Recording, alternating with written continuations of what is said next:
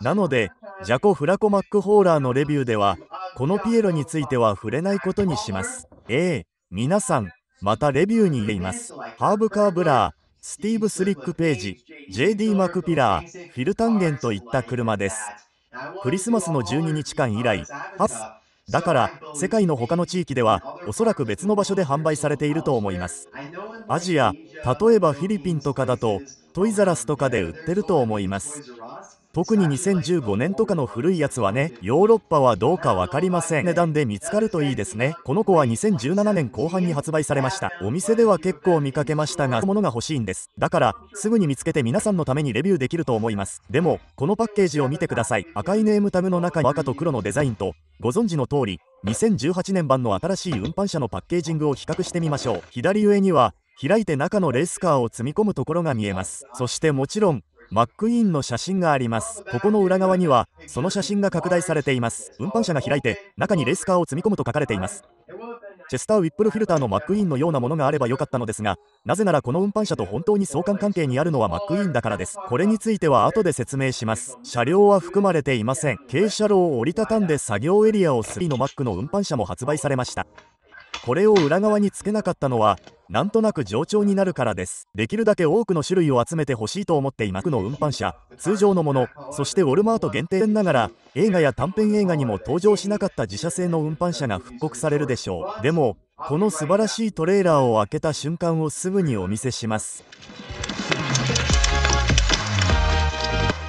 さてパッケージから取り出した彼はなかなかかっこいいです。これは私のお気に入りの運搬車の一。もちろん彼らはサンダーホロースピードウェイ、つまりデモリションダービーに参加したかったのですが、マックイーンとクルーズはそれが何を意味するのか正確には知りませんでした。だから彼らは変装する必要がありました。そしてそのアイデアを思いついたのはマックだったのです。彼はライトニングマックイーンのデザインを3台も車に積んで銃をぶっ放すような真似はしたくなかったんです。だって誰だかみんなにバレちゃうから。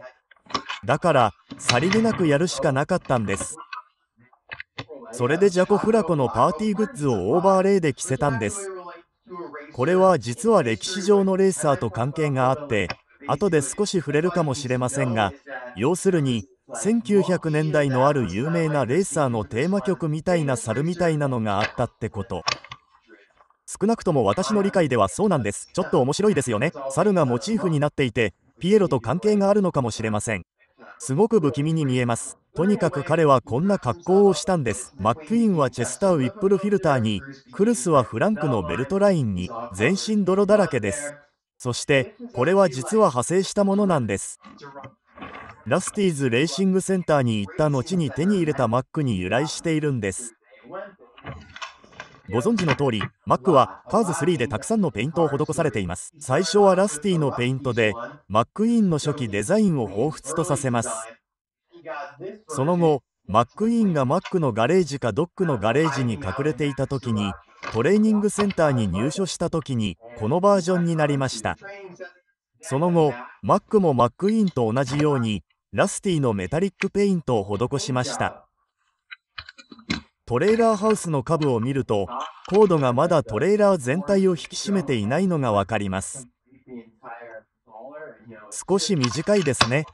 でもトレーラーハウスのメタリックペイントとボルトがしっかりついているのが分かります。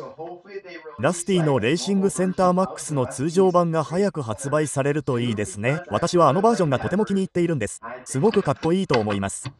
ディズニーストアやトミカなど他のブランドでもすでに発売されています。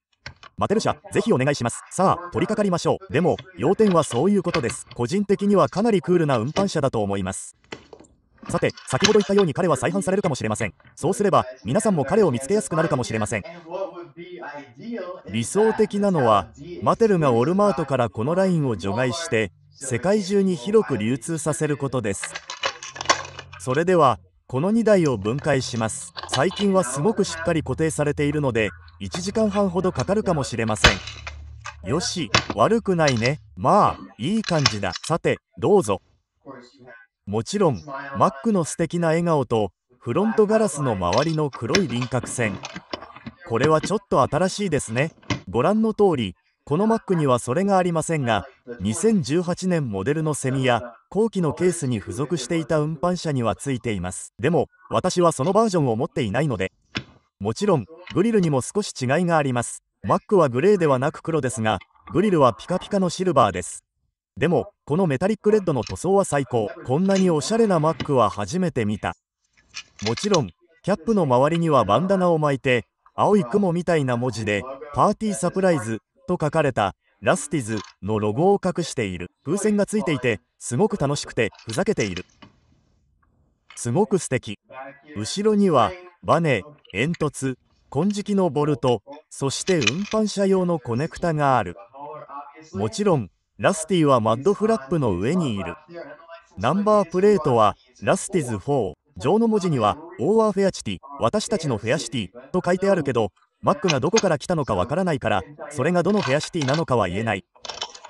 さてすごいのは、もう片方のマックを外すとどうなるかわかるかな。きっと信じてくれると思うんだけど、このジャコフラコのマックより前のマックは全部違うナンバープレートで、そのナンバープレートはラスティズ3だった。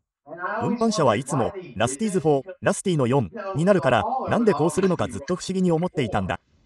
運搬車は全部ラスティの4人乗りでした。何も外す必要がないので皆さんにお見せします。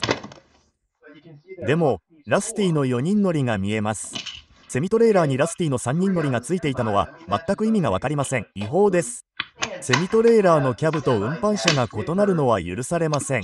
それでジャコフラコのセミトレーラーでようやくこの問題が解決されたようです。というのもようやく一致したからです。皆さんにはご理解いただけたかと思いますが、長年のコレクターならきっと理解してくれるでしょう。さてトレーラー本体の話に移りましょう。バンダナのデカールの続きがありますね。チョコフラコのパーティー用品です。そしてピエロを数秒だけ見てみましょう。そうでなければ無視しようとします。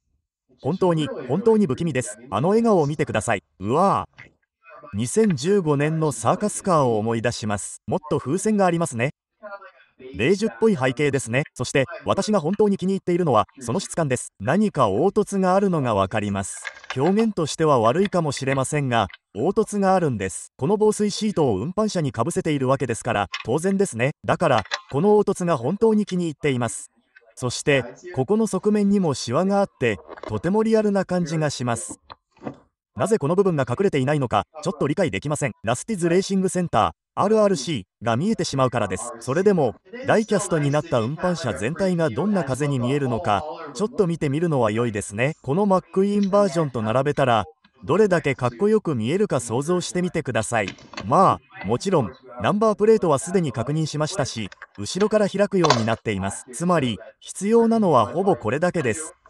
残念ながら内側にはもう一つ完全に空っぽのものがあります。一方以前のマックの運搬車には実際に中に何かが入っていました。工具箱やエアコンプレッサーなど他の運搬車と同じように。だからなぜそれを取り除いたのか分かりません。私にはあまり意味が分かりませんが、少なくともこれが新しいモデルであることは分かります。新しいモデルはいつも嬉しいですね。ここには折りたたみ式の支柱があり、これはなかなかクールです。それからランプもメタリックな均一な塗装で素敵です。さてここでマックイーンの車を登ってみます。実にスムーズです。ここで実演しますが、登るときに車を全く持ち上げる必要はありません。本当にスムーズに登ります。一部の運搬車は地面とぴったり揃わないと簡単に登れないという問題を抱えています。でも見た目はかなり良いです。この機能はとても気に入っています。マックスホラーは後ろから開くのがリアルでずっと好きです。他のピストンカップホーラーの多くは横から開くのですが、私にはどうも腑に落ちません。ジャコフラコのマックホーラーについてはこれでほぼ終わりです。ではまたつながりましょう。それでは過去のマックホラーと簡単に比較してみましょう。もちろんそれらはかなり違いますが、カーズ3バージョン、私が炎バージョンと呼んでいるものです。というのもラスティのバージョンには炎がないからです。そしてもちろん映画のエンドクレジットでマックが乗っていたダイノコのクルーズホーラーのようにエンジンが開く可能性もあります。これはカーズ2のハドソン・ホーネットピストンカップマックです。カーズ3でマックが大きな役割を担うようになったのは嬉しいですね。カーズ2ではせいぜい脇役だったからです。でもどれだけ変わったか分かりますよね。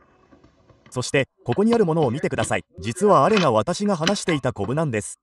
すごく細かいディテールなんです。マテル社がそれを理解していたなんて驚きです。すごい、とても嬉しいです。屋根の上の2つの物体の周りに防水シートを作ることを彼らが実際に覚えていたことに皆さんは驚きませんか？これはすごいですね。気に入りました。そしてこちらが稲妻が飛び交うカーズのマックです。さて、どの運送業者がお気に入りですか？全員一緒に画面に映せるか見てみましょう。私はカーズ3の通常バージョンを選ぶしかないと思いますが、後ろにはジャコ・フラコマックがいるでしょう。なぜなら私は彼らのアタックペイントが大好きだからです。下のコメント欄であなたの意見を聞かせてください。そしてご覧くださった皆さんありがとうございました。この動画を楽しんでいただけたら嬉しいです。2018年のレビューはもう全部書き終えたので、もうすぐ2017年のレビューもアップするので楽しみにしています。マーカス・クランクスラー、レブ・ロージズ、メタル・ボビー・スウィフト、コンラッド・キャンバーあたりもレビューしないといけませんね。それから昨年見逃した作品も振り返ってみようかな。それからピエロはきっと悪夢を見させてくれるでしょう。サーカスカーを思い出すのは間違いありません。それではまた次回。それでは。